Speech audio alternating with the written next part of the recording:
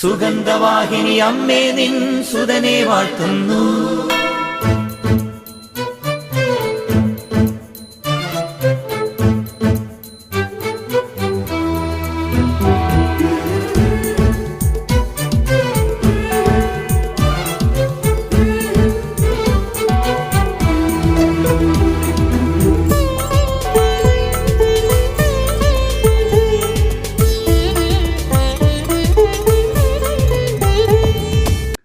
സ്നേഹമുള്ള സഹോദരങ്ങളെ, പ്രഭാതവന്ദനം.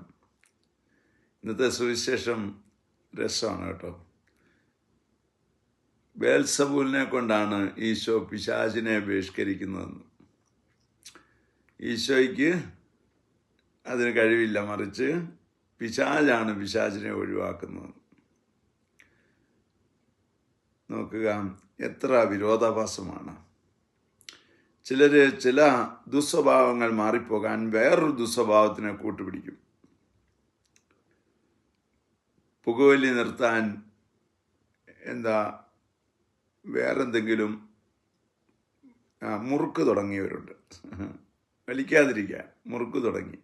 അവസാനം ഇപ്പം മുറുക്കും വലിയും കൂടെയായി. പൊന്നു സഹോദരങ്ങളെ, തിന്മ കൊണ്ട് തിന്മയെ നശിപ്പിച്ചാൽ നശിക്കുകയില്ല.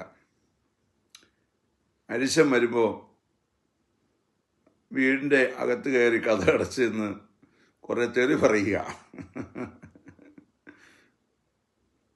അങ്ങനെ ചില ആൾക്കാരുണ്ട്. അവരുടെ കേൾക്ക പറയാൻ പറ്റിയല്ല. അത് കാരണം സ്വയം രക്ഷ നേടിയിട്ട് വീടിനകത്ത് കയറിന്ന് തെറി പറയുക. എന്തൊരു അവസ്ഥയാണ്. എന്നാൽ നന്മ കൊണ്ടാണ് തിന്മയെ കീഴടക്കേണ്ടത്. ഇരുട്ടിന് വെളിച്ചം കിട്ടണമെങ്കിൽ ഇരുട്ടിൽ എന്തെല്ലാം ഇരുട്ട് കൊണ്ട് കാണിച്ചാലും കാര്യമുണ്ടോ? അവിടെ ഒരു വിളക്ക് കത്തിച്ച് വെക്കണം. അതിൻ്റെ ഓപ്പോസിറ്റ് ആക്ഷൻ ചെയ്യണം. അല്ലാതെ വീണ്ടും ഇരുട്ടിനെ എങ്ങനെയാണ് നമ്മൾ ജയിക്കാൻ പോകുന്നത്? അതുകൊണ്ട് ഈശോയിലൂടെ നമുക്ക് തിന്മയെ അകറ്റാം, പിശാചിനെ അകറ്റാം. അതിനുള്ള കൃപാവരത്തിനായി പ്രാർത്ഥിക്കാം. പരിശുദ്ധ അമ്മയെ സഹായിക്കണേ. വിശുദ്ധ യോസേപ്പ് പിതാവേ, ഞങ്ങൾക്ക് വേണ്ടി പ്രാർത്ഥിക്കണേ. പരിശുദ്ധാത്മാവേ, എഴുന്നള്ളി വരണേ.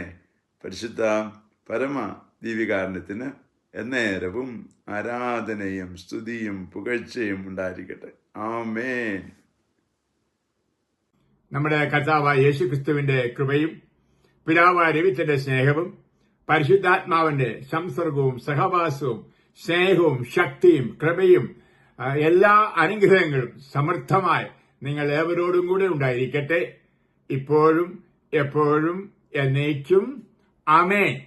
സുഗന്ധവാഹിനി അമ്മേ നിൻ സുതനെ വാഴ്ത്തുന്നു.